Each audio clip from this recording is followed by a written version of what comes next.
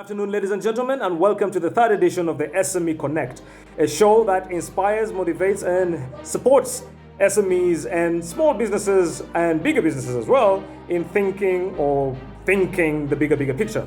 This is our third edition, and today we'll be discussing agribusiness. And in this agribusiness segment, we shall be joined by Mr. Aga Sekalala Jr., who is a very renowned agribusiness entrepreneur. He is a man of very many, very many levels of interest. A man who has actually been part of this agribusiness story in Uganda, not as a person, but also as a family for quite some time. One of the people who probably has a first-hand experience in what is ongoing in terms of the COVID pandemic, but also someone who understands the sector quite well. To join us on this show, ladies and gentlemen, before I continue, is the three ways. One, you can join us on Twitter using the handle right below. And then you can also join us on Facebook using the same handle below, and on YouTube Live. On YouTube Live, go to a channel called SME Connect. Look out for SME Connect and you'll find us there. On YouTube, SME Connect, Facebook, Comrade Otoa Jr., and on Twitter, Comrade Otoa. So welcome to the show, Aga, and good evening. Good evening, Tony. Thank you for inviting me. I hope you're staying safe. You sound like you're home. I'm definitely home. You know, the new normal, we are allowed and we are perfectly enjoying the whole idea of working from our homes. It's quite an interesting time, but I guess it's a learning curve for all of us, and we're trying to really assimilate our lives into the new normal. Okay, that's good. And again, by the way, congratulations on a personal level. You are part of the COVID task force, which was instituted by the Office of the Prime Minister. That is a very huge task and a very huge contribution to the nation. I remember one of your colleagues saying it's not a paid-for role, it is a free role. So we gladly congratulate you upon that, and we hope that this is going on smoothly for you. Thank you. Yes. So Aga, agribusiness, you know, we've been discussing, and the first time we had an SME Connect, we discussed tourism, but more so the sectors that evolve themselves around tourism and how this will impact on, the businesses going forward, current COVID times, but also post-COVID. Now, that was a very insightful discussion with Amos Wekesa. And then we went in now to discuss as well with Patrick Bitature last week about business generally, but again, focusing on the hospitality sector. How are things going? What should entrepreneurs be thinking post-COVID? How should we gear ourselves or make ourselves resilient to be able to survive COVID? And I guess the same disruption has happened in agriculture. I do believe agribusiness will not be the same. Looking at the fact that agriculture is very vital to our economy.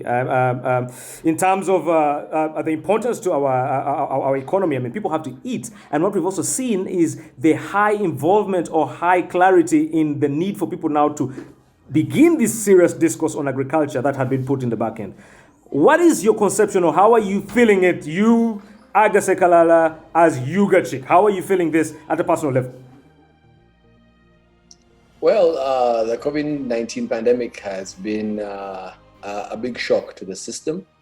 As you know very well, that quite a number of outlets, quite a number of consumption points have had to be closed down because of the measures to control the pandemic.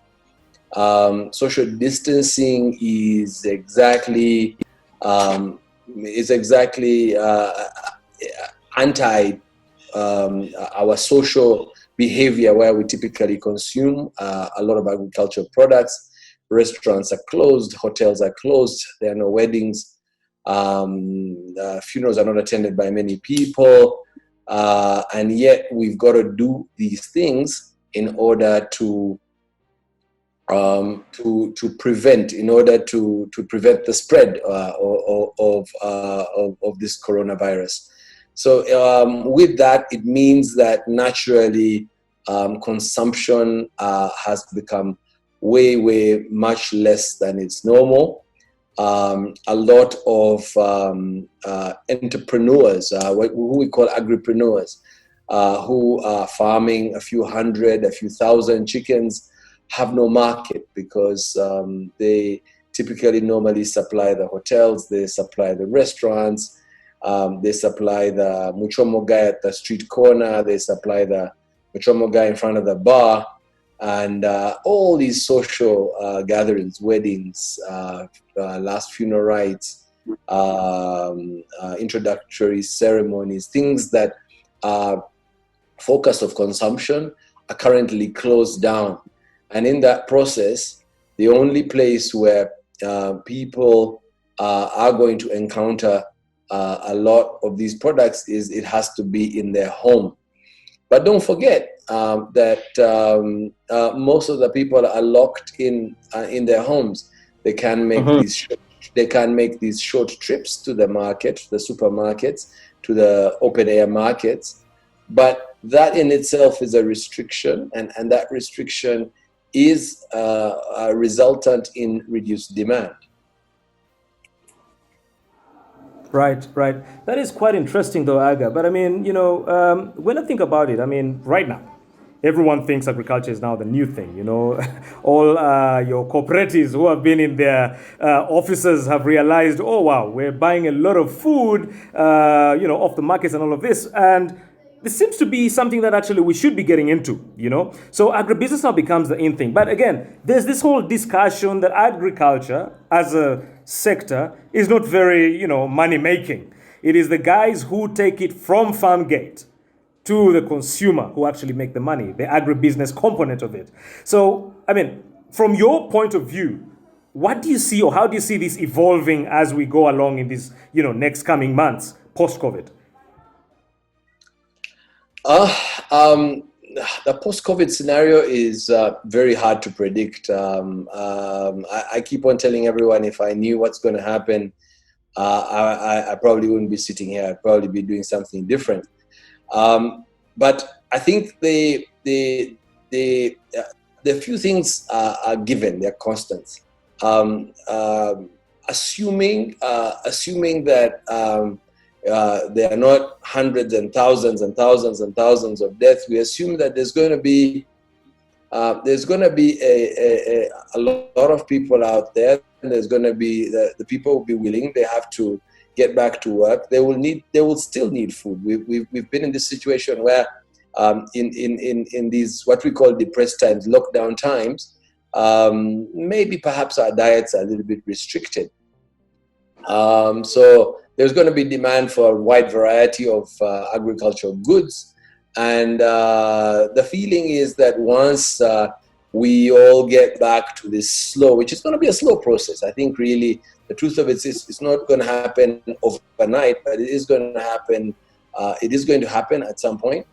There is certainly going to be demand, and there's going to be a lot of demand for agricultural goods and goods and services. And I think that it is right that there's going to be a little bit of excitement around it. But I think it's got to be for those thinking about venturing and they have not been exposed to it. They have not been exposed to the risk. They've got to be thinking about doing it in a smart way. They've got to think about it doing it differently. Right. Aga, this morning I think tweeted and tagged you on that tweet. I saw an airline that had actually transformed its seats into cargo areas, The seats were now acting as, I would call them or consider them cargo seats, carrying a lot of food from Uganda to the European markets and the Arab markets. In my opinion, I think this is quite an interesting thing. People are not moving, but food is moving. How do you think COVID has disrupted the agribusiness, especially when it comes to the export markets or the export sector in Uganda or globally? How do you think this disruption has come into play?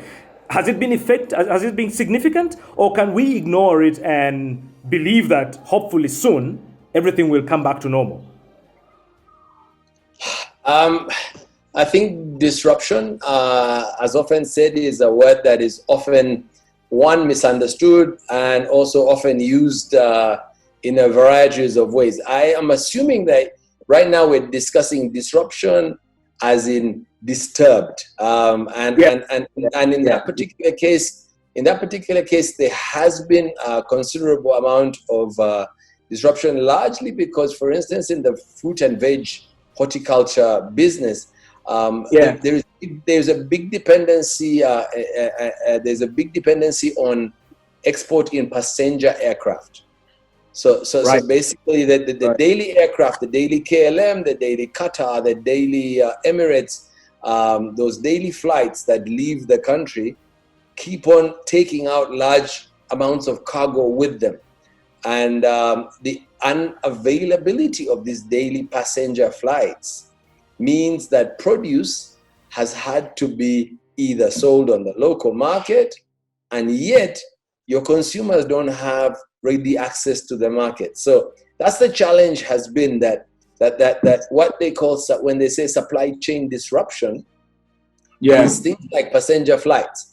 Passenger flights unavailable. Cargo flights tend to be also an option, but cargo flights require large volumes. And sometimes, if you look at, say, okra, or if you look at most produce, they are not produced in large enough volumes to be able. So they would have to be combined with flowers. They would have to be combined with fish or something like that. Right. But I think, Aga, on a whole, I think this is still good. The fact that we still have sectors that are moving in this economy, making, agribusiness one of those sectors.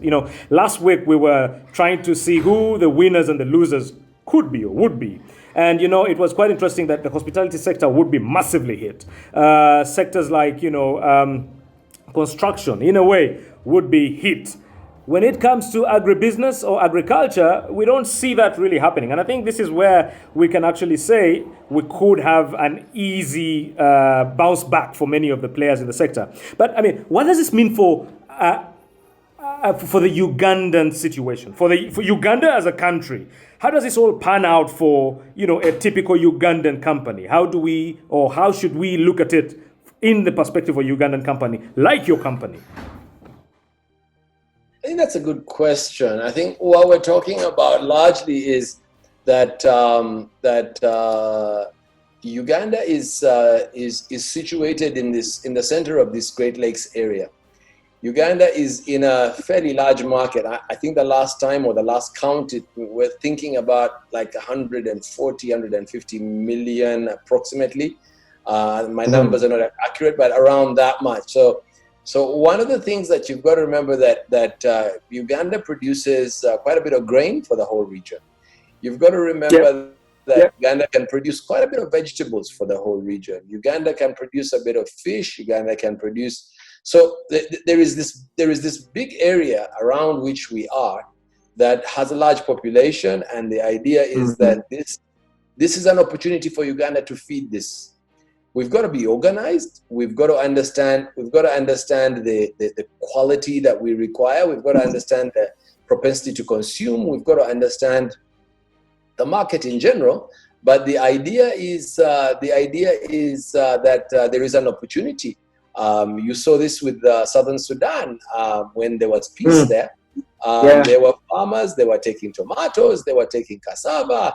That was an opportunity, and a lot of people did quite well from this opportunity. I actually see a situation where now we're going to be talking about more opportunity in the sense of health foods. If you focus on CNN or BBC or any of these foreign media, you will realize that everyone is talking about organic, good food. And where can you find that food?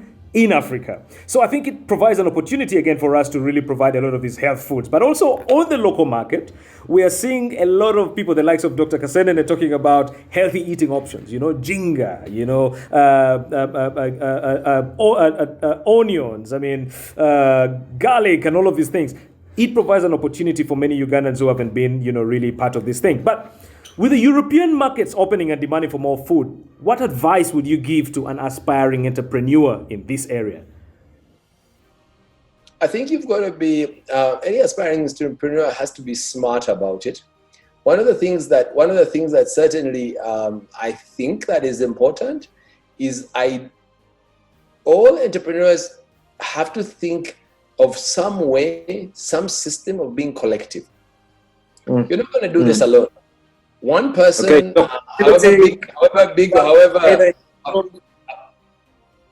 however creative you are, I doubt you're going to be successful on your own. You're going to have to figure out if you can do groups and create some form of collectives. So basically, you can learn from each other, and then you can figure out how you can market, and you can figure out the people that are going to buy your produce. So there is a need for collaboration within the groups, and within the collaborations within the units in a certain area. I personally feel that it's time to think collectively. It is absolutely not time to think on your own as one person going out to grow okra or ginger or whatever health food you want to grow. It is time to think about this where you have good numbers. 10 of you get together, do something together.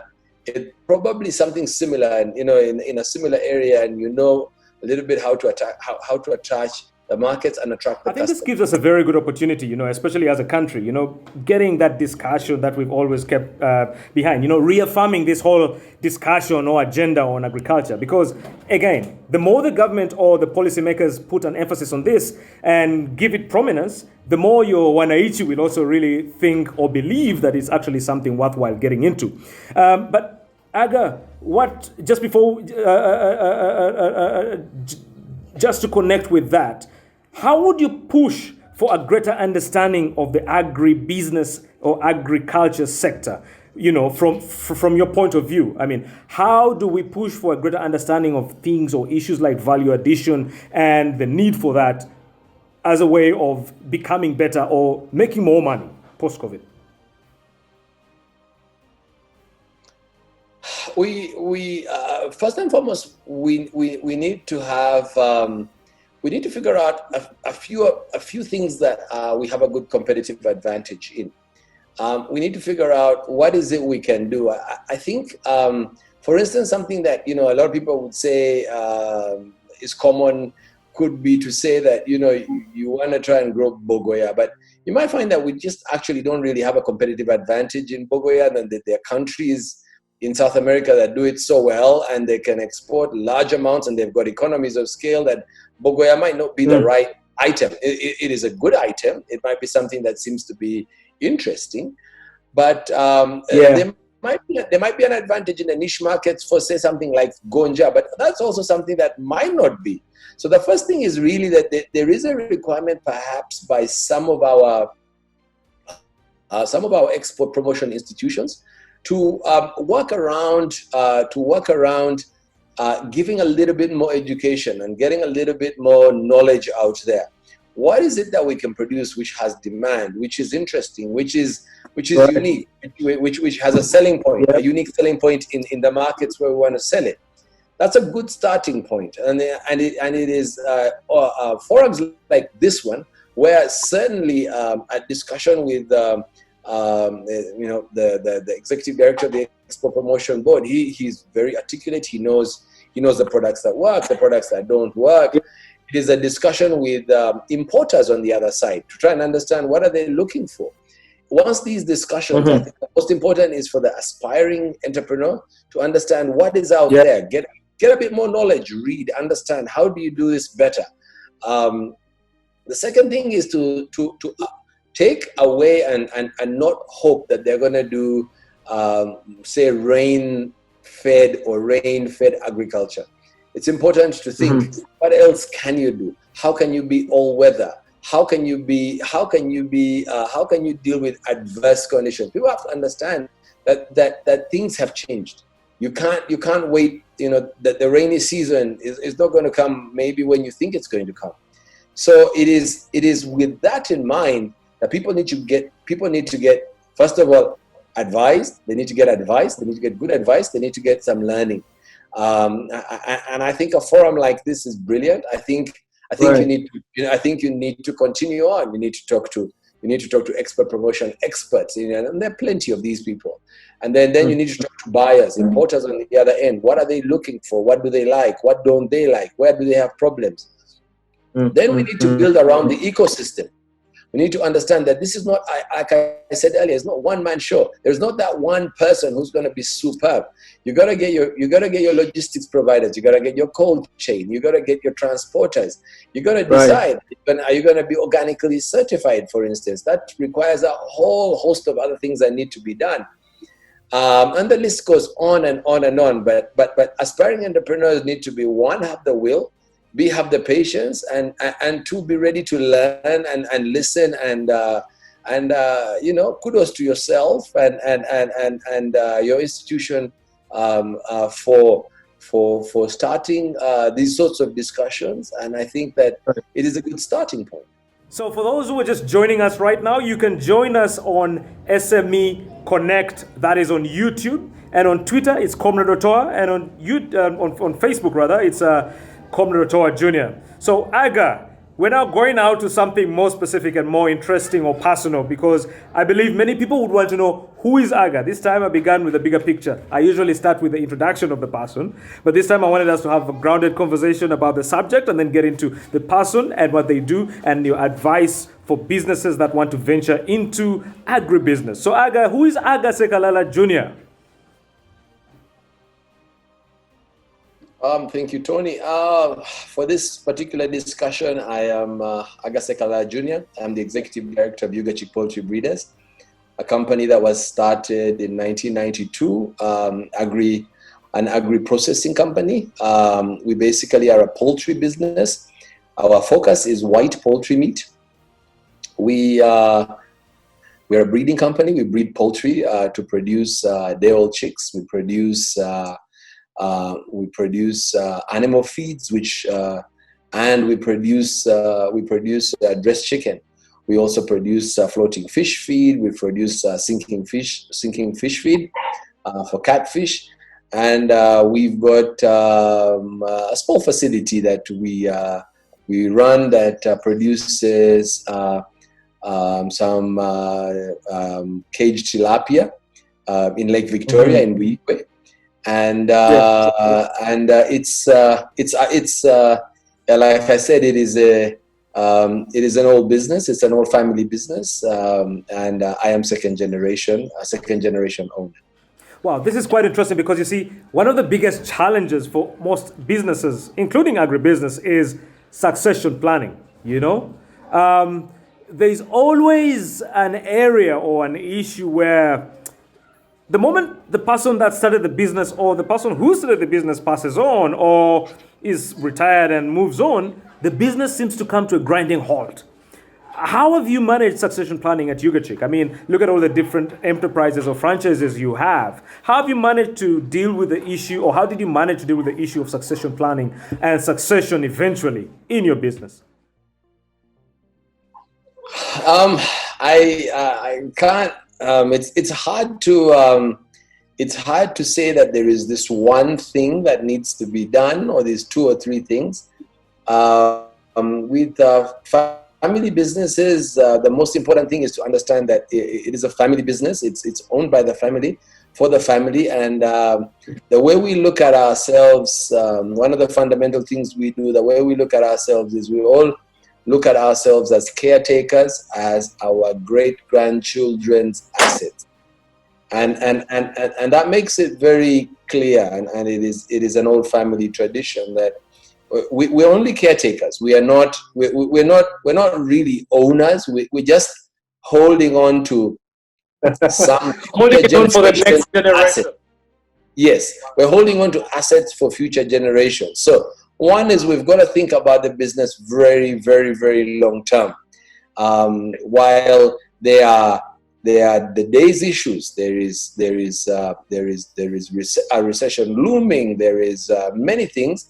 We've got to think out 10 years. We've got to think out 15 years. Hopefully we'll still be alive. Hopefully that we won't be hit by a meteorite that we have in front of us. But the idea is that you've always got to be thinking about the business long term. We still think about what do we want to be doing, not just this year. We don't look at a budget cycle. We look at 10 years out. And sometimes the things that we're trying to do take a little bit of time. We're not as quick, but we're thinking about the business long term. The other things that we always keep on doing as a family business is you always are keeping something aside for a rainy day. And that's one of the big feature of a typical feature of a family business. You have to have solid reserves all the time, because you always know that you're gonna get a shock. You can't run the business that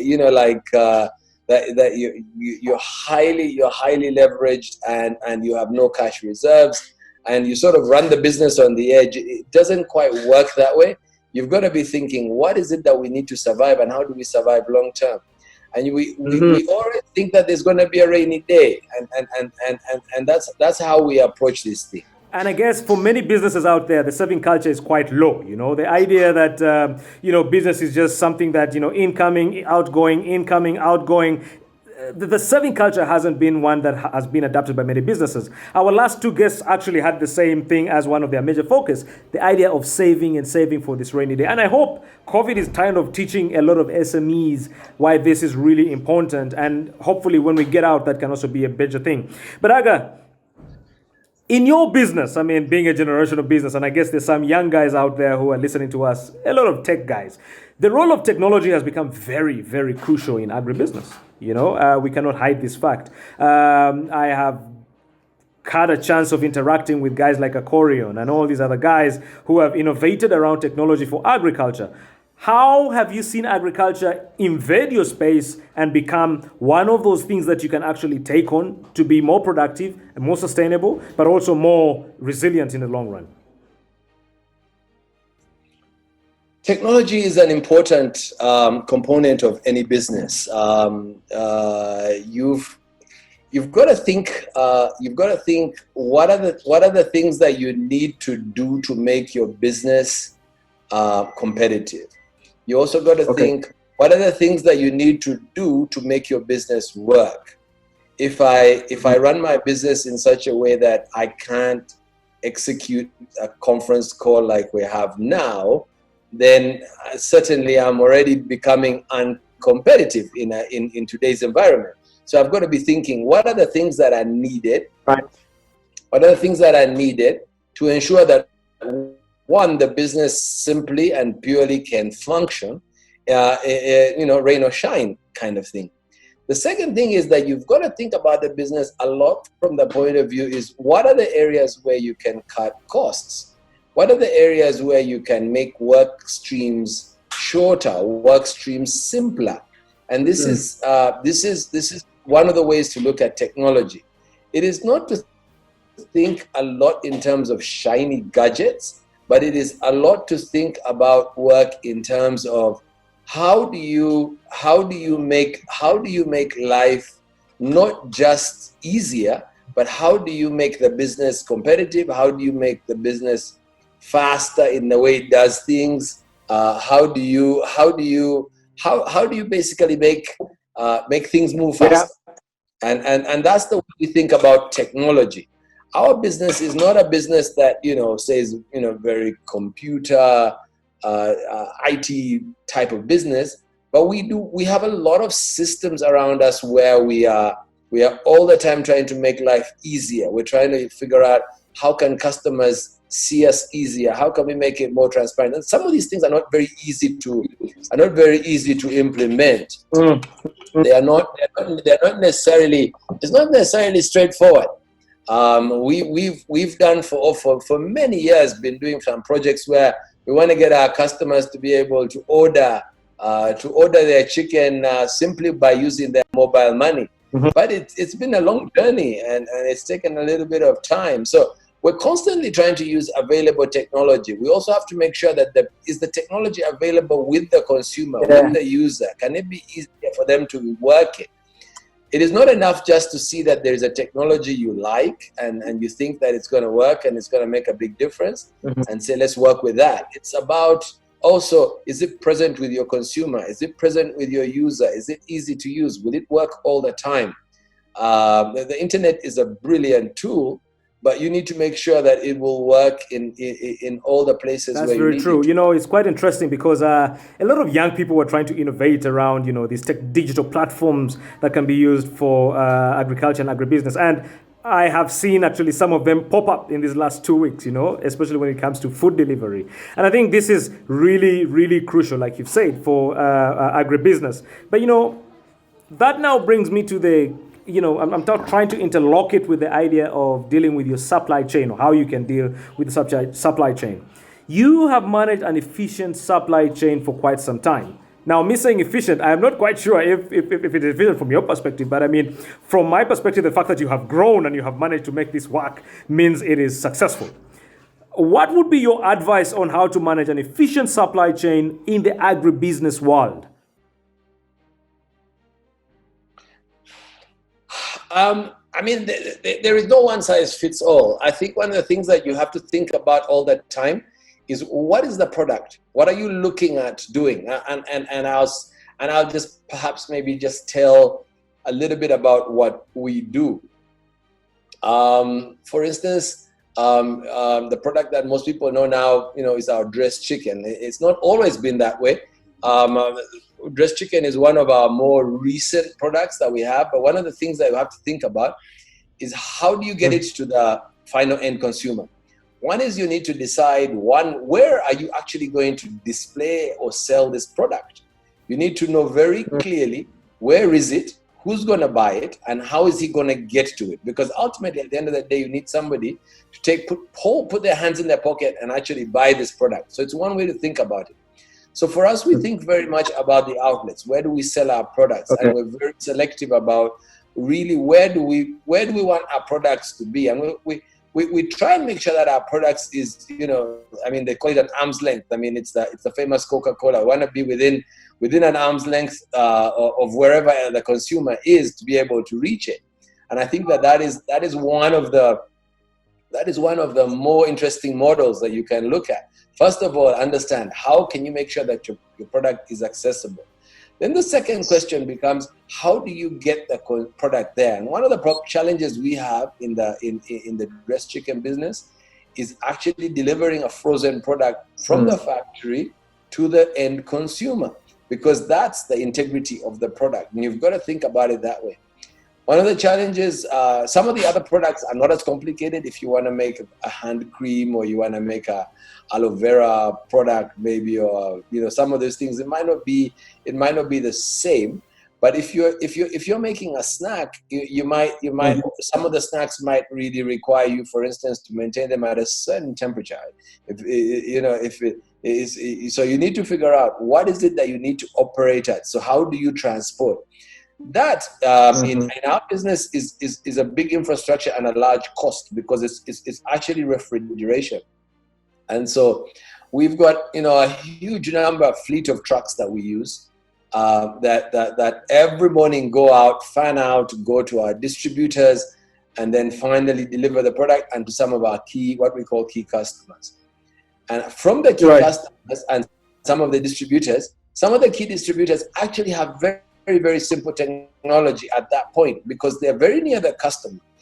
Some of them are very near. For instance, now there's been a boom in home delivery.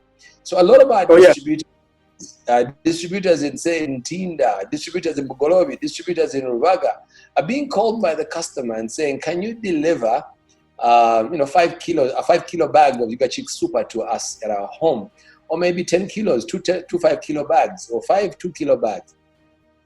And now at this point in time, the product is frozen. It's been maintained at a very cold temperature of -7 or -8.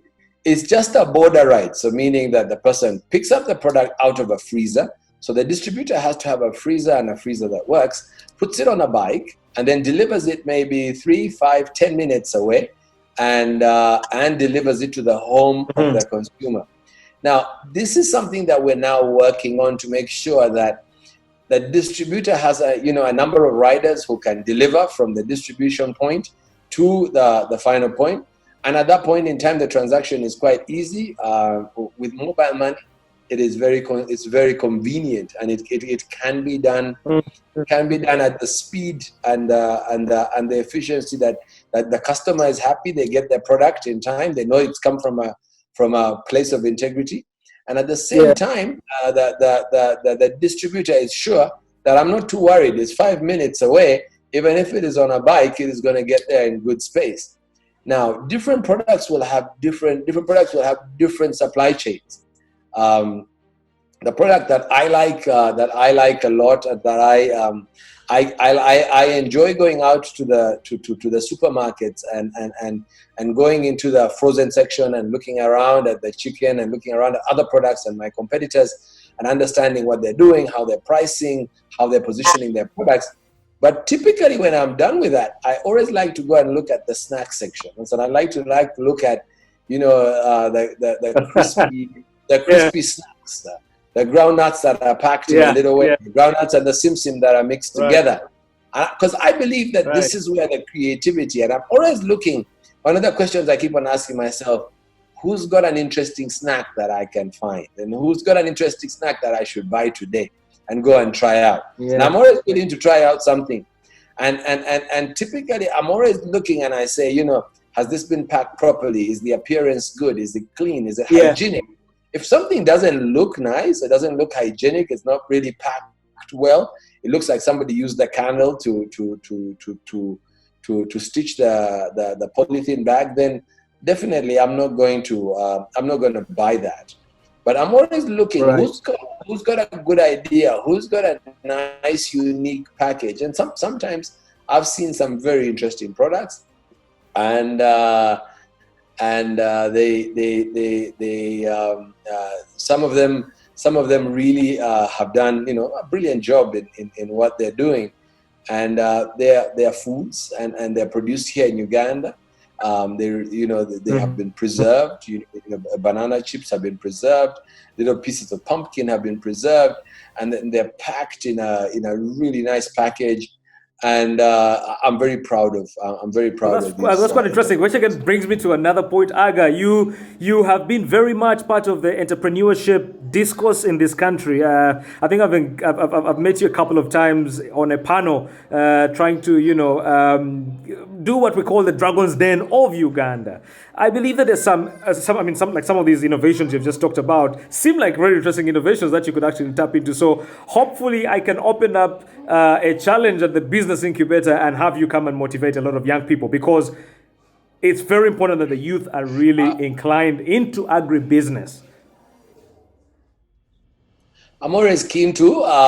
My schedule can be a little bit hectic, but I'm always willing and able to take a little bit of time out to inspire the youth. If it is a business challenge or if it is a competition, it is always interesting to see new ideas. One of the things that I keep on telling all the contestants and all the contest organizers is one of the things that I find actually is that I actually learn more about my own business by actually going out there and taking a look.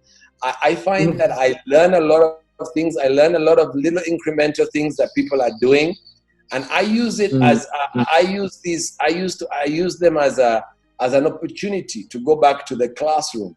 I think about it as boot camp for me. So you're relearning. You're relearning. I have had this with my last guest say the same thing. You're saying the same thing. Relearning. You're learning. Yes, you're relearning. So basically, if you go out and look at a young, a new upstart idea, sometimes there's one or two or three things that they're doing very well, and those things actually apply, and it is important. Sometimes it is the packaging. Sometimes it is an approach to solving a problem. And so I'm always keen. I make the time, and I do attend because not because I enjoy contributing, and not because I enjoy being an objective judge, but largely because I always learn something new. And every time I go to these things, I am amazed about how many notes I scribble down. I have my notebook, and it is full of notes. Right. I mean, this is quite interesting, Aga, because you see, I think the biggest challenge for youth right now is understanding the agribusiness sector. Many of them want to venture into it, but many of them do not fully understand it. And of course, because many people have taunted it as not being very productive, financially in terms of the money in the pocket sense. Many of them have swayed away from it. What opportunities would you see or envisage for the youth in this sector moving forward as a way of closing this conversation, Aga? I think that it's to. I think the first place is to spend quite a bit of time listening and learning, trying to understand exactly what is out there. What is it that you have a passion for? What is it that you have the capability of doing? I have a good friend who does small spices and packages them into small units, and he's got an interesting business. It's milling the spices, right, mixing the spices, blending the spices. He doesn't grow any of these spices. He's just trying to sit down and mill. He's got an interest. He enjoys doing this sort of thing, and he has created an enterprise. He has created an enterprise that feeds him, maintains his family, educates his children. My thinking is, and like I say, I love the snack sector. I think that Ugandans will eat snacks that they're familiar with. People want to eat snacks that they grew up eating. A lot of people just don't have an opportunity to eat kabalagala like we used to eat, the one that has a little bit of chili in it. So what else can you do? What else can you do with kabalagala? How can you bring it into the modern times? How can you make it into a biscuit? I don't know. I mean, there's lots of ideas out there, and I think if you're down the food line, down the value addition line, and into areas where you've got a passion, areas where you think that you can actually bring something to light, you can bring some value. I mean, some people are very good at baking. Some people know how to make biscuits. Some people know how to make buns, cakes. I mean, that's all that is there. On the agribusiness side and growing things, I think that the challenge that we tend to have is we don't have many global rich agricultural people, and I think that clearly you've got to have low aspirations, because everybody looks to Jeff Bezos and thinks, well, I mean, all the money is in delivery and books and e-knowledge and cloud computing, and so is Bill Gates, so is this, so that tends to be we don't have enough role models that inspire the youth. And yet nearest to them is the land, and nearest to them are these mouths that need to be fed. The thinking needs to be, the thinking and the discussion needs to continue. I think that it's early days. I think that we're going to have a very big population, and the population needs to eat. Aga, you've been fantastic. I think you're one of the best role models I can actually put out there for a lot of young people, but also a lot of retired people, because you do realize when people retire, the first thing they think about is, how can I use my NSSF money to get into agriculture as a way of surviving in my retirement? So you are actually a very good role model, Aga, and I would strongly encourage you to, come visit us at the Business Incubator and motivate more young people. But most important of all as well, for the young people out there who do not actually know, Aga is a chemical engineer, right? One of the first chemical engineers in this country, even before we started discussing oil and gas. And of course, this is from, again, a fantastic and prestigious university in the US. Aga, thank you very, very much for joining us on this program today. And I must say, you're always an inspiration. You're always someone we'll keep running into. And I hope that you can come and join our Enterpreneurship program as one of our chief mentors when it comes to agribusiness. Asante sana, and thank you so much. Thank you, Tony. Thank you for for a chance to speak to all your fans and viewers. I wish you all a good evening. Stay home, stay safe, and keep to the rules. The Ministry of Health has given guidelines. Listen to them. Stay safe. Wash your hands. Use a sanitizer. Keep your social distance. Do all the right things. We need you alive. We need you to eat. We need you to come and be part of the next we need you to come back and be part of the next boom cycle that we will have. That's Thank you very much, definitely Tony. going to be one. Thank you. You're a great host, and it is always good to have a chat. And the Business Incubator is a nice place. Like I said, I enjoy coming through. I wish you all the best. Thank you very much. Thank you very much. And again, asante sana.